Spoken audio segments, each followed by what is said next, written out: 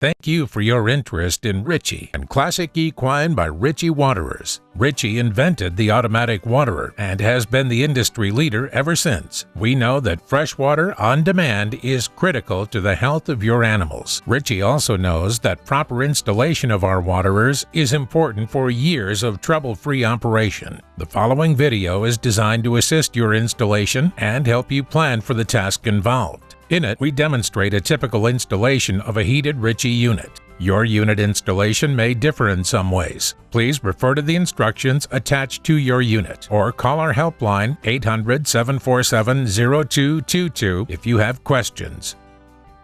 It is very important to call 811 a few days prior to digging. Your call will be routed to your local one-call center. Tell the operator where you're planning to dig and what type of work you will be doing, and your affected local utilities companies will be notified about your intent to dig. In a few days, they'll send a locator to mark the approximate location of your underground lines, pipes, and cables, so you'll know what's below and be able to dig safely. Mark the digging and trenching location. Site prep will vary depending on the type of fence you have. A wooden fence is shown in this video. Yours may be a metal fence and may require different tools. Make a gap in the fence line sufficient to dig a hole for the riser tube, leaving plenty of room to work in once it's time to pour the concrete pad that will support your waterer.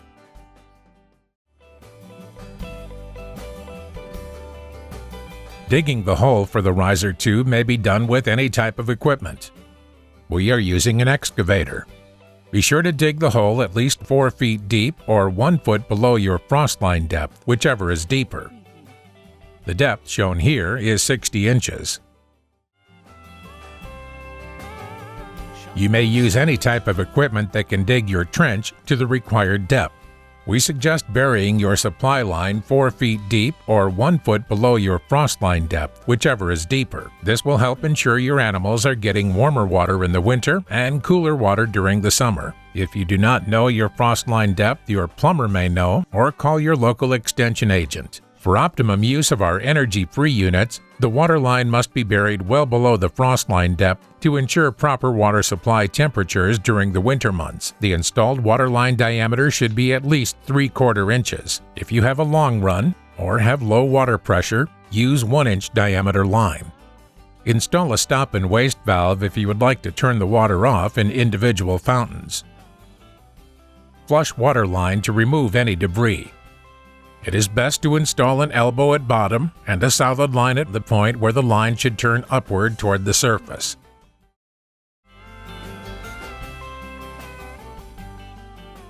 Backfill half the trench before installing the electrical line. Check local codes before installing in same trench. If using same trench, we recommend using conduit.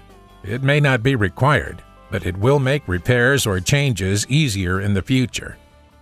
If you are planning on using a receptacle, you can install that now or after the concrete is poured. Check local codes before installing in the same trench. Thermal tubes are fully insulated with an inside diameter of 8 inches and an outside diameter of 12 inches and an R factor of 14. Thermal tubes are available in 1 foot, 2 foot, and 4 foot sections. Combine lengths to achieve desired depth and tape seam. A 4-foot tube is shown here. Test water supply and flush water line to remove any debris. Slide the tube over the water line, leaving the electrical line outside of the tube.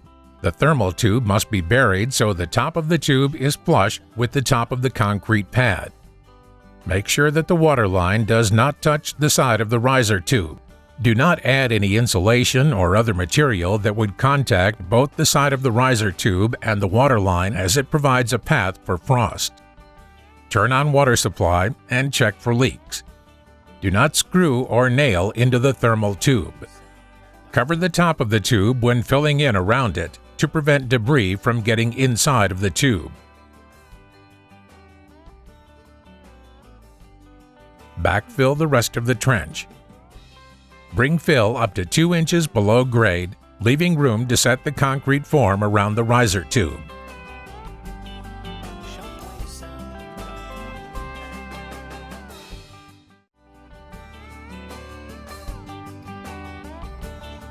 Set form and level.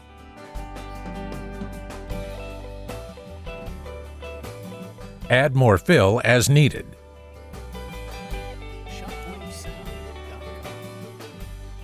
Compact the base and check that the finished surface is approximately level with the outside ground.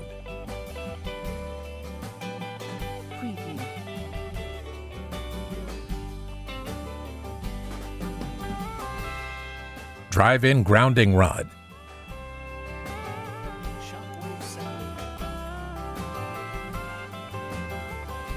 Pour the concrete.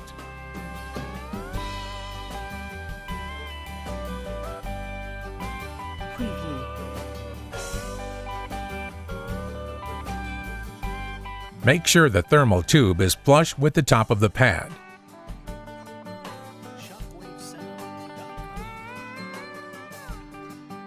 Create a rough broom finish.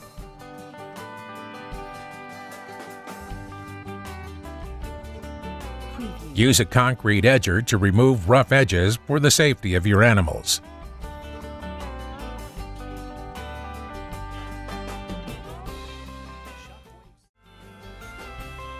With the concrete pad complete, you should have your water line with the shutoff running up the center of the thermotube, not touching the sides. You should have a ground rod with at least a number 6 copper wire attached. If you are using a 3-pronged outlet, that should be installed also. Some states will require a GFCI outlet. Check your local codes. Each water fountain will come with an installation package that will include instructions and the necessary parts to connect your new fountain to the connection you just installed. Use stainless steel anchor bolts. Do not use these in wet concrete. Apply seal foam around the base.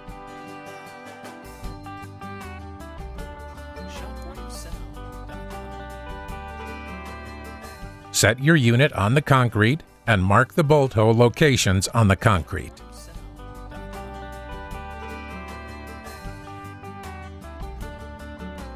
Remove the unit and drill 3/8-inch holes with a hammer drill.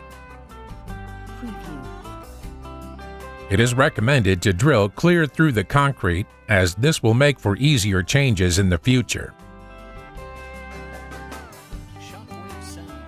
Install anchor bolts.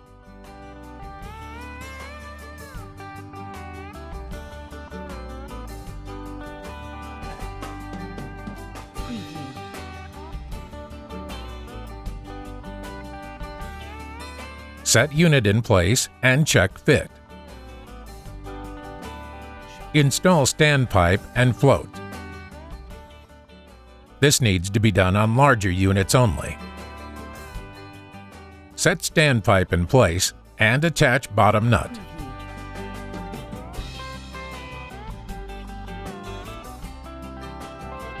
I'm showing the holes where the valve will snap in. Install standpipe so that the valve will snap in place perpendicular to the side of the unit. Snap the valve in place. Remove the pin. Insert the float and snap the pin back in place.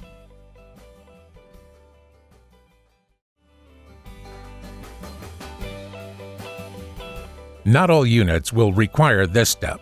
Smaller units are pre-assembled. Attach foam seal on both sides as shown. This will prevent cold air from reaching and freezing the valve.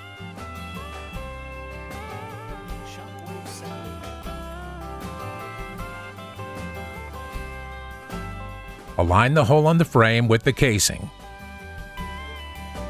Bolt together with the 5/16-inch bolts provided. Insert bolt up through the casing and then set frame on top and bolt down.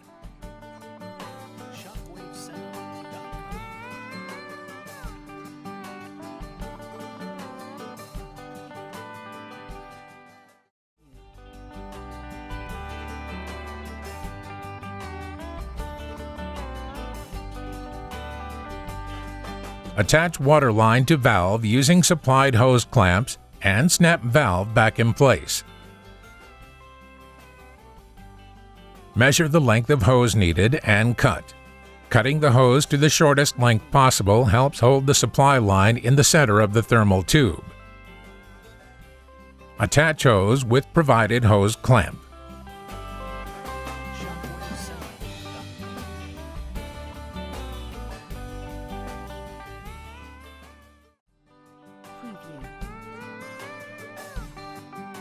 Uncoil cable heater so that it is not twisted.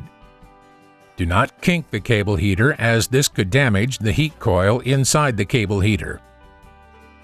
Run the cable heater up the standpipe and loop it around the valve body. See instruction manual for the proper routing of the cable heater for your unit. Use the cable ties provided to secure the heat cable to the supply line. Do not tie the cable heater at a point where the cable crosses itself. Wrap the remainder of the cable heater around the supply line and down the thermal tube. Be sure to wrap it around the shutoff valve. Attach the number 6 AWG ground wire to the grounding lug on the bottom of the water trough. It is recommended that all metal troughs be grounded at the unit. Plug the unit in if you installed a 3-prong plug-in outlet. Ritchie units are not provided with a power cord. If you did not install a power cord, then the unit can be hardwired in the white junction box. See instruction manual provided with your unit for proper wiring. Now, check to make sure that the unit is operating correctly. You may need to have some ice to trip the thermostat. Insert the drain plug firmly into the drain hole in the center of the trough. Turn on the water and adjust the float level as the water is rising. The water level should be set 2 inches below the rim of the trough. Now is the time to check for water leaks at all connections above and below the trough, and then make repairs if needed. There are 2 different styles of thermostats on our electric fountains. The smaller fountains have the disc thermostats that are adjusted by sliding the disc closer or further away from the heater. Give the disc a 1/4 turn to allow it to slide easily. The closer it is to the heater, the lower the water temperature will be. To raise the temperature of the water, move it away from the heater. Turning back 1/4 turn will tighten the disc back into place. The temperature should be checked several times during the heating season. The larger electric fountains use the fin wall thermostat. It is adjustable from 0 degrees Fahrenheit to 100 degrees Fahrenheit by turning the knob. The thermostat is not preset at the factory. You must check the water and reset the thermostat possibly several times when the heating season begins. A 1/16th turn changes the temperature approximately 7 degrees Fahrenheit. The optimum operating temperature is 44 degrees Fahrenheit. Now that the unit is connected and running and everything is checked out okay, you can bolt the fountain down. In cold climates, you may want to run a bead of silicone caulking around the base to help seal out cold air. Now that everything is bolted down and running correctly, you can install the cover. The track that the cover sets in can be filled with water or vegetable oil during the winter to help keep the cold air out and the warm air in. The access panel can now be installed.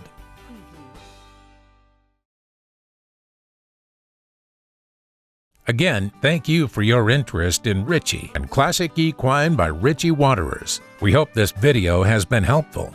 Please call our helpline 800-747-0222 or visit us at www.ritchiefount.com if you need more information or assistance. Ritchie can also help find professional installers in your area. Ritchie makes a complete line of waterers for horses and livestock. Insist on Ritchie for all your automatic waterer needs. Ritchie, fresh water for life.